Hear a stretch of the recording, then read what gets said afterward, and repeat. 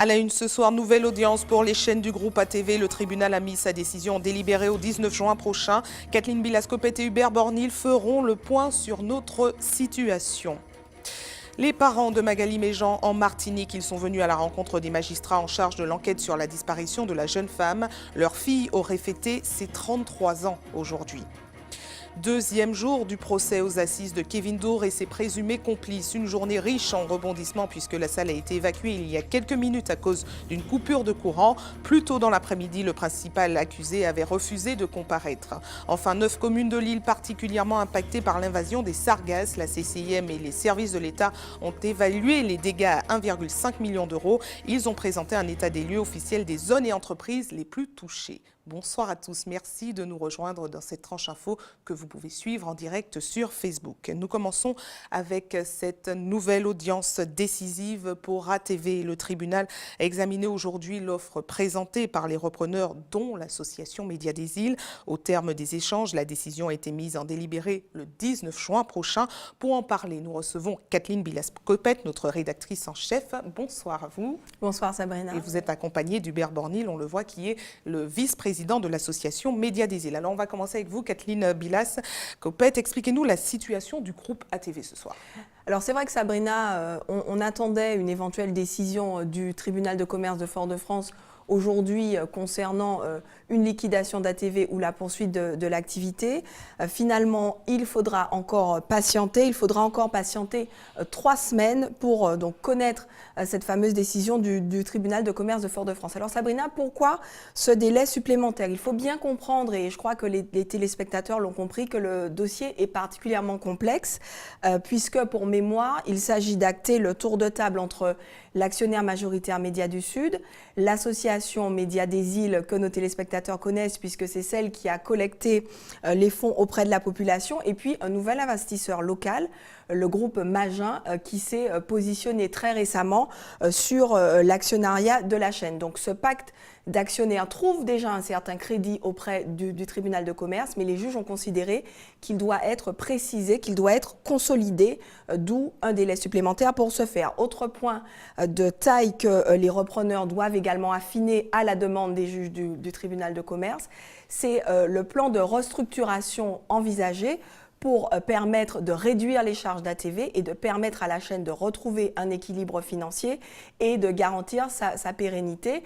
Là encore, il manque des précisions sur cette restructuration qui adviendra, mais qui doit être, du point de vue du tribunal, mieux précisée afin qu'il puisse statuer. Donc c'est pour ça essentiellement que le tribunal a consenti un délai supplémentaire de 3 semaines, 19 juin, pour rendre sa décision, ce qui est au final plutôt une bonne nouvelle, puisque le tribunal comprend que les choses avancent, que les choses se précisent, que les choses se concrétisent, mais qu'effectivement, vu la complexité du dossier, il permet aux repreneurs de fournir tous les éléments afin que la décision puisse être prise dans les meilleures conditions le 19 juin prochain, très probablement.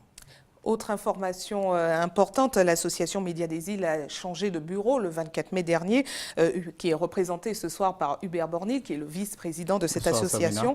Alors Hubert, expliquez-nous la situation. Pourquoi ce changement de bureau? Alors, Sabrina, vous vous souvenez, le 6, je crois que c'est le 6 ou le 7 mai, j'étais à cette même place pour annoncer qu'on allait se lancer dans cette caravane qui a fait tout le tour de la Martinique, qui a recueilli cette grosse ferveur populaire, les dons des Martiniquais que nous remercions encore ce soir. Je crois que c'est essentiel que l'on retienne ce point-là. Il faut dire que 10 jours avant, au moment où nous partons sur cette opération, les choses vont très vite, tout va très vite. Il a fallu mettre en place une structure associative parce que c'était ça aussi, à côté du site d'Alain Do qui devait recueillir des fonds, le fonds participatif. Donc voilà, cette structure, tout ça s'est monté très très très vite. On s'est vite apparu, alors après une semaine, 10 jours de caravane, on s'est apparu qu'il était essentiel de revoir les choses, de structurer les choses de manière à ce que, aux yeux de l'administration, et notamment, voilà, c'est important ce soir qu'on soit là. Pourquoi? Parce que les choses sont bien faites, on peut dire. il a été question de revoir le bureau, de revoir l'organisation, d'élargir le conseil d'administration de manière à ce que la pluralité même au sein de l'entreprise soit respectée, que tous les services soient représentés plus ou moins. Et donc, on a un conseil d'administration de 15 personnes, on a un bureau réduit à 7 personnes, des gens qui travaillent ensemble, on a procédé de manière très démocratique et là, on a du temps à ce moment-là. Ça veut dire que là, ça y est, la caravane est terminée, on sait où on va, on a un peu de temps, donc on s'assoit et on restructure les choses. Alors c'est vrai que la question vient, je comprends pourquoi elle vient, parce que ces dernières 24 heures, beaucoup de choses ont circulé, continuent encore à circuler sur les toiles. Nous sommes clairs, nous sommes transparents, nous avons d'ailleurs un devoir auprès de la population. C'est-à-dire devoir de rendre compte à la population. Et là, on est tout à fait clair. Les documents sont enregistrés en préfecture.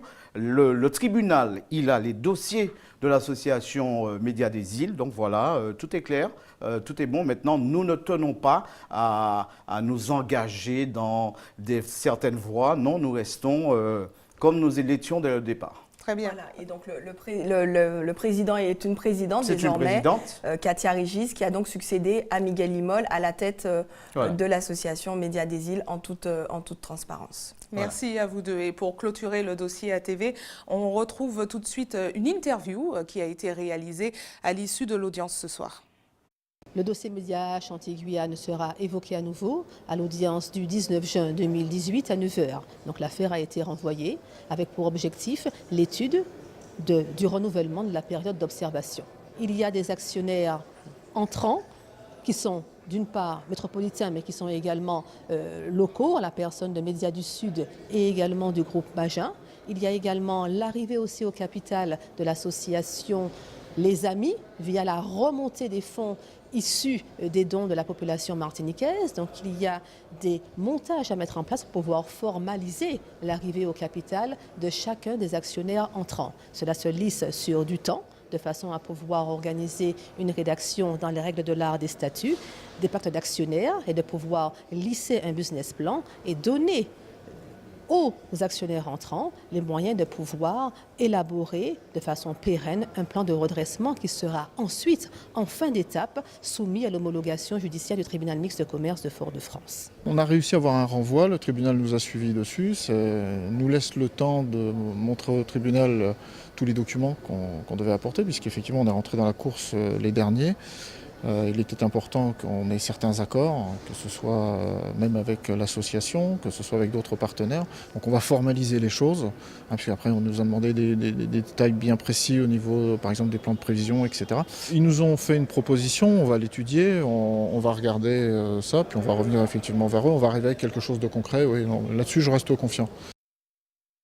Elle aurait eu 33 ans ce mardi 29 mai. Triste anniversaire pour Magali Méjean, disparue en décembre 2013, puis retrouvée morte en janvier 2014 à Basse-Pointe. Les parents de cette canoise sont actuellement en Martinique. Ils sont venus pour rencontrer les magistrats chargés de l'enquête ouverte pour homicide. Une occasion également pour eux de se recueillir à proximité de l'endroit où la dépouille avait été découverte. C'est un reportage de Jean-Marc Dabou. Une vie brisée en pleine fleur de l'âge et un visage à jamais lié à la ville de Basse-Pointe.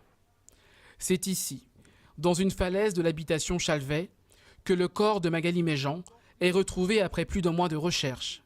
Un premier pas vers le deuil pour ses proches, mais le début d'une longue marche vers la vérité, 4 ans après, le où les meurtriers restent introuvables.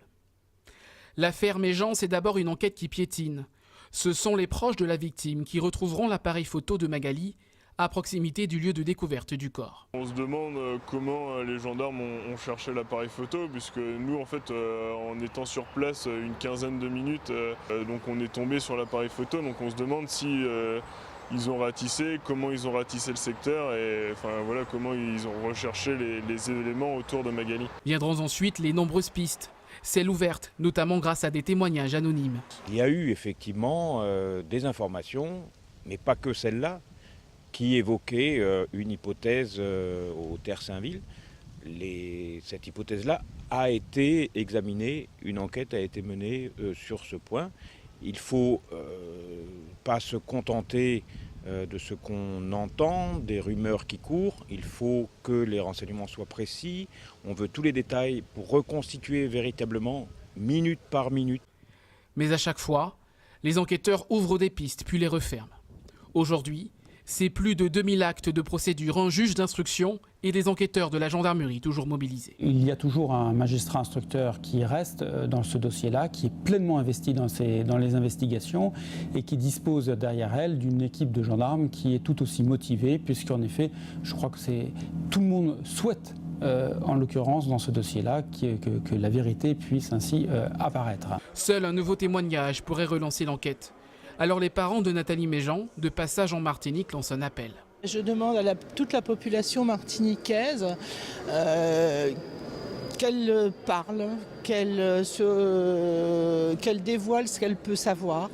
S'il y a des personnes qui ont quelques éléments concrets sur la disparition de notre fille, eh bien qu'elles s'adressent au procureur de la République pour donner les éléments qu'elles peuvent connaître. À Basse-Pointe, les riverains ont déjà tous été interrogés par les enquêteurs, mais beaucoup partagent la douleur de la famille. Ils m'ont demandé est-ce que j'ai vu Magali Méjean, elle a disparu pendant 24 heures. Et moi j'ai dit aux gendarmes que je ne l'ai pas vue du tout. C'est un peu triste. C'est un peu triste. Je comprends la maman, je l'ai vue à la télé, elle pleurait et je la comprends beaucoup. Elle veut faire le deuil de sa fille comme il faut. Ce mardi, Magali Méjean aurait fêté ses 33 ans. Ses proches espèrent toujours que la lumière soit faite sur cette tragique disparition. Toujours au chapitre judiciaire, c'est le deuxième jour du procès aux assises de Kevin Dour et ses présumés complices. Une nouvelle audience rythmée par les sautes d'humeur du principal accusé qui a refusé de comparaître en retour d'audience cet après-midi. Autre rebondissement, une coupure de courant a nécessité l'évacuation de la salle il y a quelques minutes.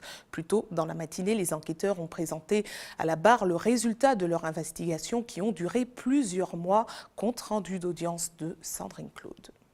Après les incidents de la veille, c'est dans le calme que s'est ouvert ce deuxième jour de procès au tribunal. Très vite, les magistrats de Kevin Dour formulent une requête de renvoi qui entraîne une suspension de l'audience. Comme hier, les avocats remettent en question le maintien du principal accusé dans le box vitré, une demande rejetée par le tribunal. Vient alors l'audition de témoins puis d'enquêteurs, notamment un capitaine de l'Office central pour la répression du trafic illicite des stupéfiants. Pendant plus d'une heure, il remontera le fil des investigations débutées en novembre 2012 et qui ont permis l'arrestation des 7 accusés. L'enquête fait état de nombreux déplacements à l'étranger, notamment en Thaïlande, au Panama, à Saint-Martin ou encore à Dubaï. Les interceptions téléphoniques, elles, ont mené à identifier les différents protagonistes, notamment le principal intéressé qui échangeait en utilisant le pseudo Tony. D'importantes transactions financières ont également pu être relevées. Au total, les bénéfices enregistrés par Kevin Dour lors d'envoi de produits illicites sont estimés à au moins 1 500 000 €. 1,5 million d'euros, c'est le montant des dégâts causés par les sargasses dans 9 communes de l'île. Après plusieurs semaines d'enquête sur le terrain, la CCIM, les services de l'État et le préfet ont dressé un état des lieux officiel ce matin des zones et des entreprises les plus impactées par les algues brunes. Le Robert fait partie des zones les plus touchées. Explication d'Alizé Lutran et de Michelet François. Le niveau de la plage est arrivé à 20 cm en dessous de la route. Là. Situé à la pointe Savane, ce centre d'activité nautique se trouve pile dans l'une des zones les plus infestées. Les locaux ont dû être temporairement déplacés à quelques centaines de mètres de là. Ici, depuis 2 mois, on vit au rythme des arrivages de sargasses. Toute la semaine dernière, c'était impeccable. Le paradis est revenu, on était de retour au paradis sur Terre. Et ce matin, grosse surprise, les algues sont présentes ici aussi. Il y avait une vingtaine de mètres de sargasses, donc impossible de mettre les bateaux, les kayaks à l'eau. La base a été fermée pendant 3 semaines, pratiquement 1 mois. Donc, mais bon, les gens maintenant savent qu'il y a une nouvelle base de repli et les clients reviennent petit à petit, mais effectivement un peu moins qu'avant. Il y a 2 couples, alors que d'habitude il y a au moins 5 couples, au moins une dizaine de personnes, 10-15 personnes par jour. Et personne n'est épargné, hôteliers et restaurateurs les premiers, les centres de loisirs, les marins pêcheurs et commerçants. Après plusieurs semaines d'enquête, la Chambre de commerce estime à 3000 le nombre d'entreprises impactées et plus de 6000 salariés. depuis le nord, Basse-Pointe, jusqu'au Diamant. Voilà. On a pu donc compter 9 communes qui ont été très impactées, dont le Robert et le François, ainsi que le Vauclin. Il faut compter à peu près 400 000 € déjà chiffrés de pertes de matériel et un peu plus d'1 million d'euros de chiffre d'affaires. Également présent lors de la réunion, le préfet s'est engagé à prendre de nouvelles dispositions pour pallier la situation. Il y a des réponses immédiates qu'on peut apporter à certaines activités, par exemple l'échelonnement des charges sociales, l'échelonnement des charges fiscales. Et donc je vais mobiliser les services de l'État qui en sont responsables. Je vais prendre la tâche de la direction des finances publiques. Et ça suppose un travail individuel de chaque commerçant, chaque entreprise, avec les services de la Chambre et les services de l'État dont j'ai parlé. En attendant de possibles dédommagements, une autre solution a de nouveau été avancée. La mise en place rapide, en mer, de barrages déviants pour endiguer le fléau. Restez avec nous à suivre dans un instant le portrait de Béatrice Maniga, fille de l'ancien président d'Haïti. Elle vit aujourd'hui au Togo où elle enseigne sa passion, la musique. Enfin, la campagne sucrière est lancée avec quelques difficultés cette année. Les sols gorgés d'eau impactent la qualité des cannes à sucre. Les problèmes de raccordement de l'usine du Galion n'ont pas facilité la récolte. Partons tout de suite en Afrique à la rencontre d'une femme qui a choisi de vivre de ses rêves. Elle s'appelle Béatrice Maniga, c'est la fille de Leslie Maniga, ancien président d'Haïti, et elle vit depuis 19 ans au Togo où elle partage sa passion, la musique. Voyez son portrait signé Ayodele Gerba. Derrière la baie vitrée, Béatrice observe attentivement la répétition du groupe Arcane, une bande de jeunes rockers togolais fondée depuis 2 ans. Ils évoluent hors des sentiers battus, car le rock au Togo, c'est une niche musicale. De revendiquer une forte appartenance à un mouvement panafricain, d'être fier de ce qu'on est, d'être fier de ses origines, de ses racines, de sa culture, et de voir le partager avec joie. Un panafricanisme que l'on retrouve également dans cette collaboration. 7 jeunes musiciens africains du continent et une manager haïtienne. Ou bien une africaine revenue de l'autre côté de l'océan. Moi j'appelle ça le remembrement. Le remembrement, on travaille avec ma sœur fondamentale, Madada Dambala. C'est l'Afrique reconnectée, c'est l'Afrique remembrée. Je pense que tant que l'Afrique sera divisée en petits morceaux, on ne pourra pas y arriver. Et il faut comprendre que la Caraïbe et l'Afrique, c'est la même maison en fait. Cela fait 19 ans que Béatrice Maniga enseigne l'anglais dans ce pays d'Afrique de l'Ouest. Le Togo, 56 785 km², 7 millions d'habitants, 3 langues couramment employées parmi une quarantaine de dialectes locaux qui correspondent à presque autant de traditions. Suffisamment pour que cette haïtienne retrouve les racines des coutumes qu'elle a connues. La nourriture. Alors c'est très intéressant parce qu'on utilise les mêmes ingrédients, mais pas forcément on prépare pas forcément les mêmes plats. Le marchandage au marché et le fait de demander ce dégui chez nous, et ici c'est dweji. Donc on a aussi le mot qui a été transformé, mais qui est resté. Mais le principe lui-même de la négociation, et des petites choses comme ça. Dans les rencontres avec les gens, les rires, on a... Nous toutes c'est mêmes quoi. On a vraiment l'impression que voilà, on fait partie d'un même grand peuple. Béatrice Maniga, on parle rarement. Son père, Leslie Maniga, homme politique haïtien, démocrate chrétien, a connu en 1988 une parenthèse présidentielle de 5 mois, avant d'être renversé par son prédécesseur, le général Henri Namphy. La volonté de voir le bien-être vraiment régner dans tous les foyers. J'ai vu mes parents se battre bec et ongle pour ça. Je les ai vus également essuyer des tirs, j'ai vu beaucoup de choses douloureuses, mais je les ai toujours vus se battre. C'est une réalité. Quiconque va en Haïti mesure le potentiel énorme de cette nation. Et puis il y a la réalité, il y a la misère. Quand on vit dans la misère, on peut parfaitement comprendre qu'on a envie de voir ailleurs, y compris au péril de sa vie. C'est le même phénomène que l'on a sur le continent africain. Donc ce phénomène n'est pas propre à Haïti. Il est malheureusement marqué en Haïti parce que c'est la nation qui malheureusement fournit entre guillemets le plus de boat people. Mais ça ne m'étonne absolument pas. Si j'étais née dans la misère et si je ne voyais pas d'avenir, je ferais la même chose. Le décret Guyane paru au journal officiel la semaine dernière vise à réduire le nombre de demandeurs d'asile haïtiens sur le territoire. Béatrice garde à l'esprit Haïti, même si elle s'est installée sur le continent africain, elle y retourne régulièrement. Partons en Guyane en musique avec un spectacle mêlant sonorités africaines et brésiliennes présenté ce week-end au Carbet de l'Aviation. Un métissage cadencé qui a ravi les spectateurs et participants de l'événement. Ambiance captée par Aïeudélé Germain.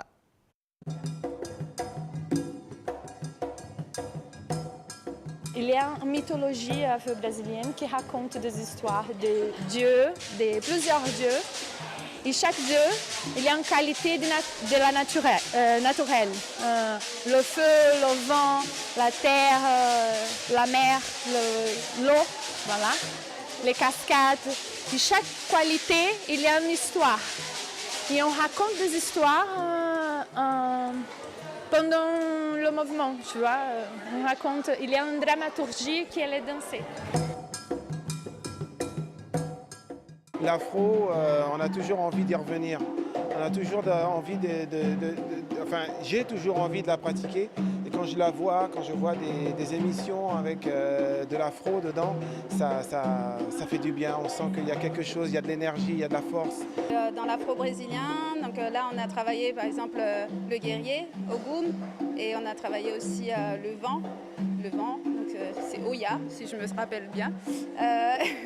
Et c'est vrai que dans ces divinités, en fait, il y a tout un symbole, et dans les mouvements, tout de suite, on met cette énergie de guerrier, et dans le vent, cette sensualité et ce côté un peu fou. Enfin, il y a quelque chose de théâtral aussi dedans, c'est très nourrissant.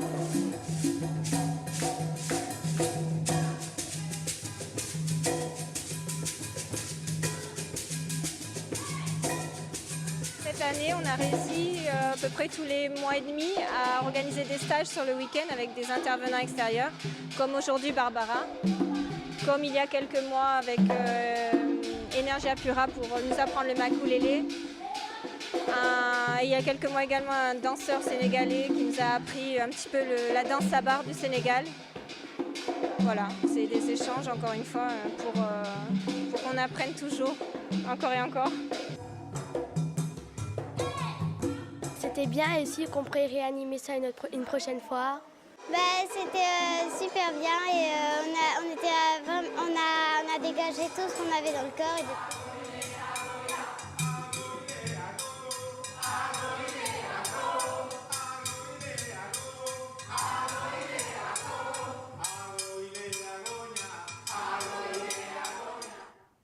Allez, de retour en Martinique, nous venons à votre rencontre dans les quartiers. Nous passons tout de suite à notre JT des communes.